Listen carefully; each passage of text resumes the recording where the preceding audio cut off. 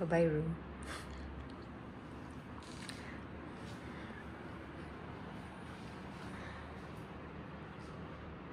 This is my hotel room.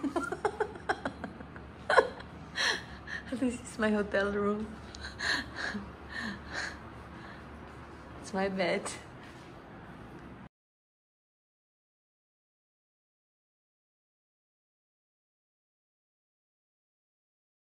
Hi guys, kain tayo. I have this as my lunch. I'm hungry actually. Nagugutom ako but I don't know what to eat. So yun. I was sick yesterday, so I was not able to eat well. So nagugutom ako. But then I don't know kung anong dapat kong kainin. So, buti na lang, I found something sa garden ko that I can make yung talbos ng kamote. Kahit na you can eat ng ibang pagkain na masarap.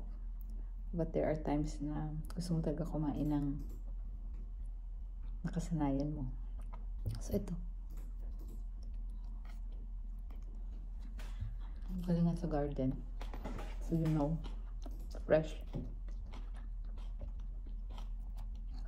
than that. Hindi mo na mahahanap dito sa Dubai. Yun. So I was sick a bit for quite some time. And then wala lang. Ngayon gutom ako. Gutom na gutom.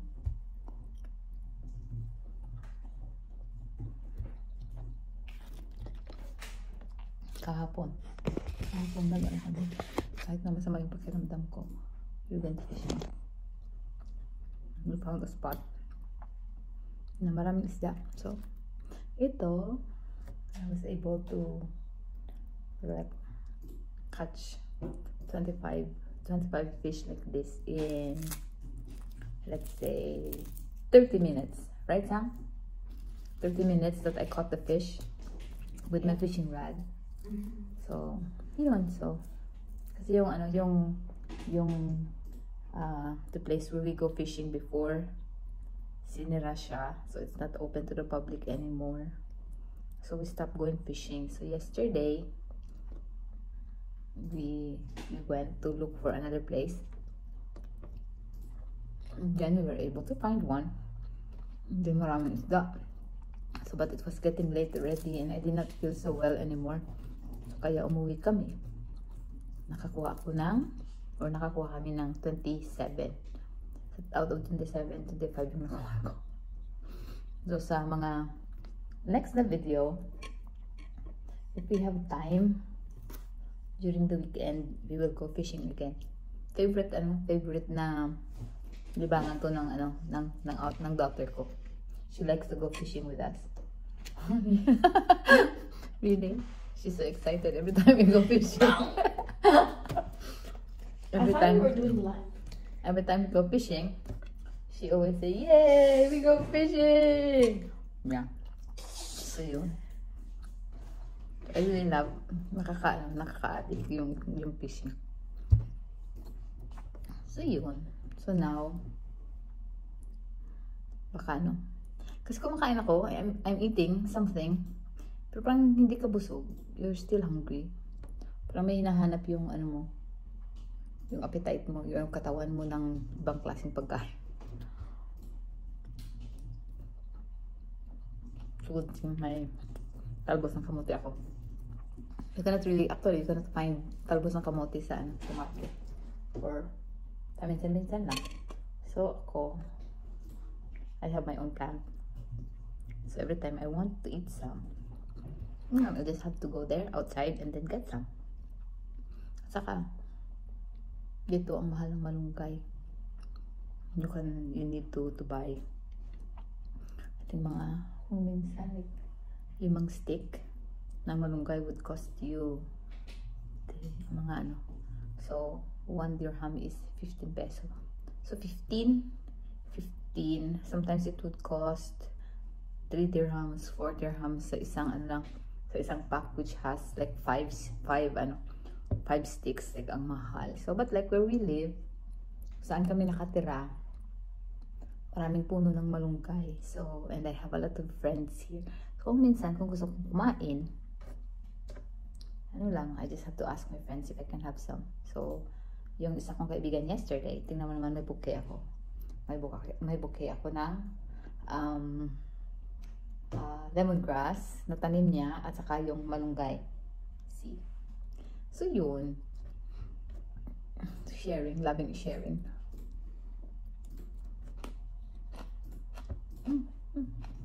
Sarap.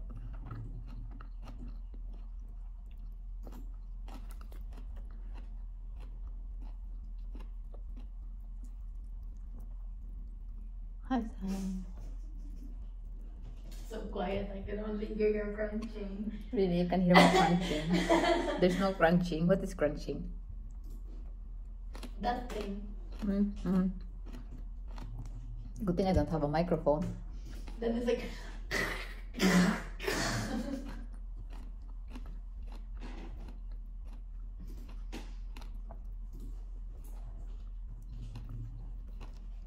Ba't talaga yung kumakain ka na nagkakamay?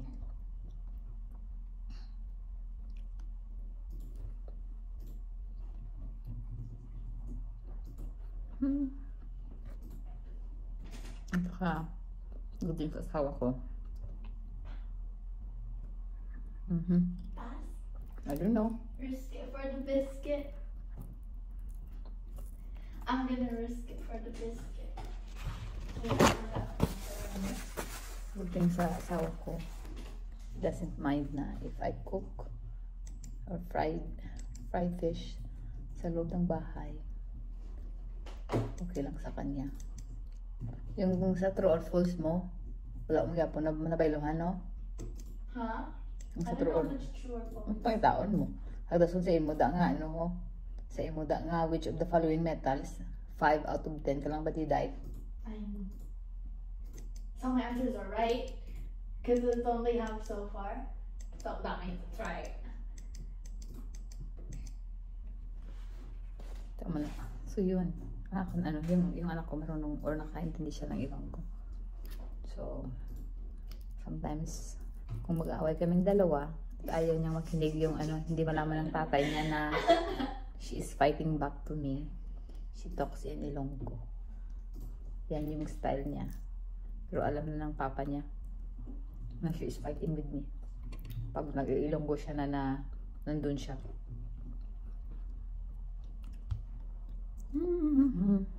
Sarap.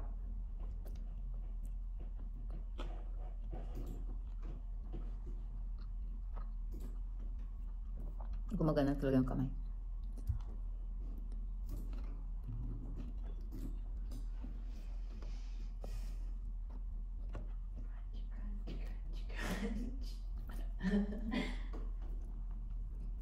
I do a mukbang. Haha. Where's your microphone? You need a microphone. I don't like that. I do a mukbang without the microphone.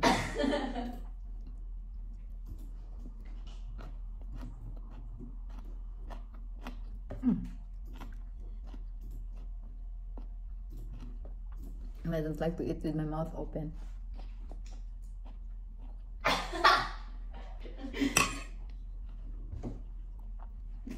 Tumakbog ka ako.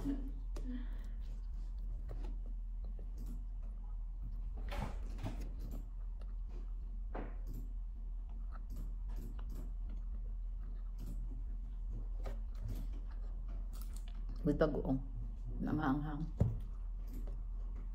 With talbos ng kamote. It's yummy.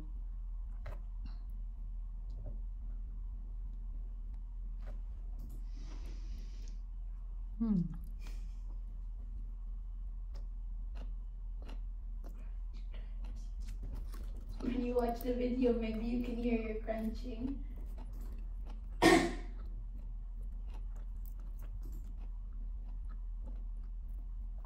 It's just crunching because it's fresh.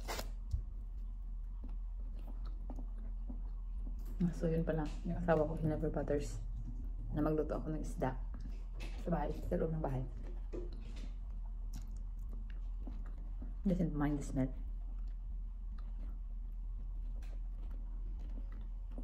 He will eat fish. Pero yung malalaki lang. Mga ganitong kalaki, ayaw niya. My daughter too, she loves to eat fish. But if it's this small, she will not eat. Kasi mga tamad sila. Hindi Kita mo? ko yan tamad! Tamad ka gidya? Hindi. Ikaw guro ang tamado eh. Kaya nga ako. Tamad sila magkuha sang bukog. So that's just what want to you're eat. there for. They just want to eat. They don't want to get the bones out. Yeah? Yeah. Who wants to do that? Me. I'm so Yeah, happy. exactly. I'm so happy to do it. It's like, you know, while you're eating, I'm still getting the bones out. And then when you're done, I'm still starting to eat only. Because I get all the Because bones. you're a slow eater. Yeah, genau.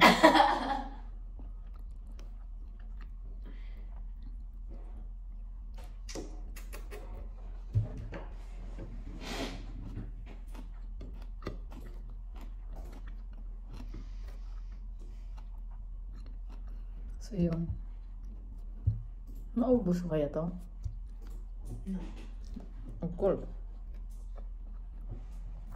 But then I think I have to end the video before I can finish. Oh no. Hmm. You need to eat faster. No, So I'm that enjoying. you will have enough time No. for the video. I'm enjoying my time. So why do I have to rush? I'm gonna pop my head. How about to your schoolwork? Kita din nila dahil hindi mo punggot. Ah! You're so annoying! I'm gonna throw this at you. Yeah, genau. That will be the day. Okay, I will throw this at you.